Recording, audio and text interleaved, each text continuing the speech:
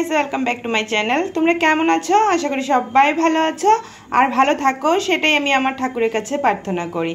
আর তোমরা ভালো থাকো, আর তাহলে আমিও ভালো থাকবো। তোমাদের ভালো থাকাটা আমার জন্য একান্ত দরকার। তো দেখুন, আজকে আমি একটা টেস্টি মটর পনিরের রেসিপি নিয়ে চলে আসলাম। তো আলুটাকে এমন করে গুট গুট করে কেটে নিয়েছি। তো আলু আমি এখানে নিয়েছি 3টার মতন। আর এই যে দেখুন, প্যাকেট যে মটর পাওয়া যায় কিনতে, তো সেই মটরটা নিয়ে নিলাম। আর এই যে আমি একটা পনির গড়ে বানিয়ে নিয়েছি, আর এই পনিরটা গড়ে বানিয়েছি, আর এটা কিনা পনির। তো পনিরটিকে এখন আমি পিস পিস করে কেটে নেব। তো দেখুন, পনিরটিকে আমি পিস পিস করে কেটে নিচ্ছি। দেখুন, আমি এই যে পনিরটিকে কেটে নিয়েছি। তো এখন পনিরটিকে হালকা ফ্রাই করে নেব। আর এই সাইডে কড়াই বসিয়ে দিয়েছি। তো সবকটা পনির আমি ফ্রাই করে নিই।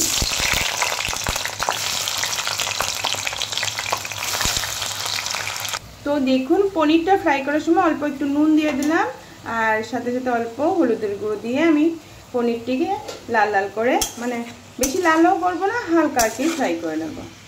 তো ফ্রাই করে আমি ফিরে চলে আসছি আপনাদের সামনে, সাথে থাকুন। দেখুন, এই মটর পনির বানানোর জন্য মশলা বানিয়ে নেব। 2টা টমেটো নিয়েছি, পেঁয়াজ নিয়েছি, আর এই যে শুকনো লঙ্কা, কাঁচা লঙ্কা, 1 ইঞ্চির মতন আদা আর রসুন নিয়েছি। তো এইসব আমি একটু ফ্রাই করে মশলাটা বানিয়ে নেব। তো দেখুন, পনিরটা ফ্রাই করে নামিয়ে নিয়েছি। আর এই যে গরম জলটা দিয়ে পনিরটাকে এমন করে রেখে দেব আমি।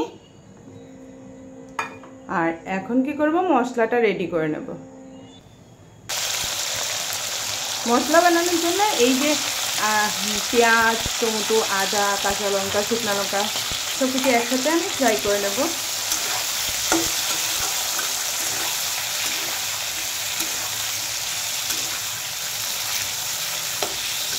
এখন ফ্রাই করার সময় কিছুই দেবো না আমি।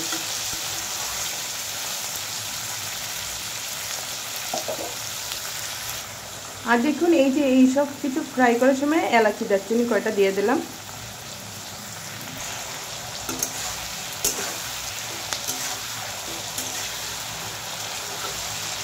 তো দেখুন, হালকা ফ্রাই হয়ে গেছে। এখন আমি একটা প্লেটে তুলে নেব।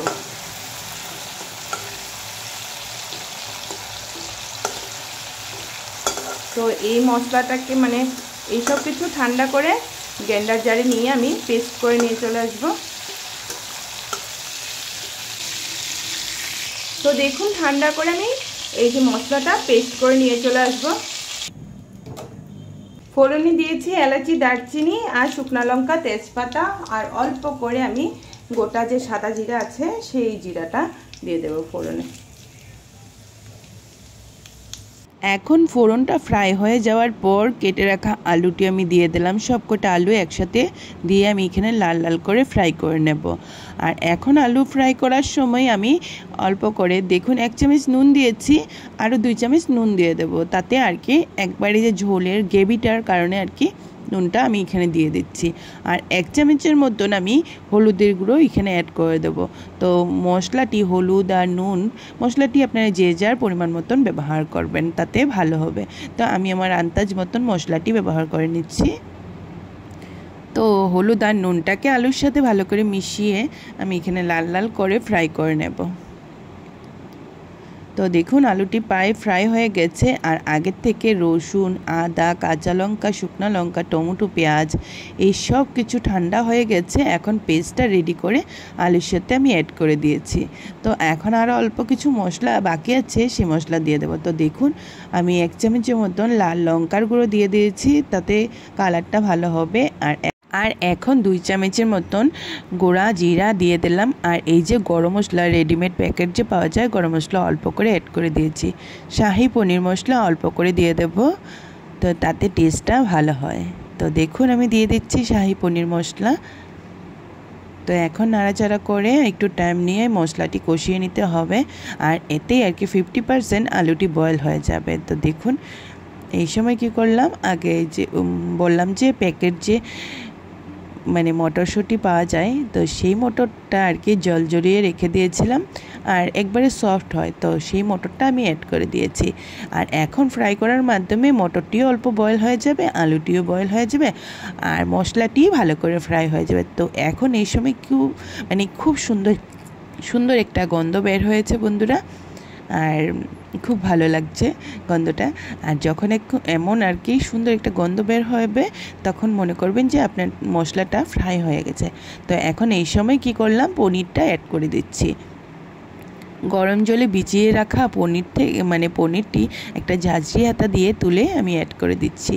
আর এই যে গরম জলটা আছে, পনির যে চুবিয়ে রেখে দিয়েছিলাম, তো সেই জলটা কিন্তু আমি জলে ব্যবহার করব। তো দেখুন একটু নাড়াচাড়া করে পনিরটা আলু মটরের সাথে ভালো করে মিশিয়ে আর একটু সময় আর কি রান্না করে আমি জল অ্যাড করে দেবো ঝোলের জন্য। তো দেখুন একটু সময় রান্না করে নিয়েছি, এখন ঝোলটা দিয়ে দেব। আর বন্ধুরা একবার অন্তত বাড়িতে এই রেসিপিটা ট্রাই করে দেখবেন, খেতে কিন্তু খুব দারুণ লাগে। তো দেখুন এই যে বাটিটা জলটা আর কি গরম জলটা অ্যাড করে দিয়েছি ঝোলের জন্য। আর গ্যান্ডার জারটা ধুয়ে আর কি আর অল্প জল দিয়ে দিলাম ঝোলের জন্য। বেশি ঘন ঘন করে বানাবো না, একটু ঝোল ঝোল করে আর কি গ্রেভিটা থাকে। আর ঘন ঘন একটা গ্রেভি রেডি হয়ে যাবে একটু রান্না করার পর। আর এই মটর পনিরটা আমার স্টাইলে বানিয়ে দেখবেন, খেতে কিন্তু খুব দারুণ।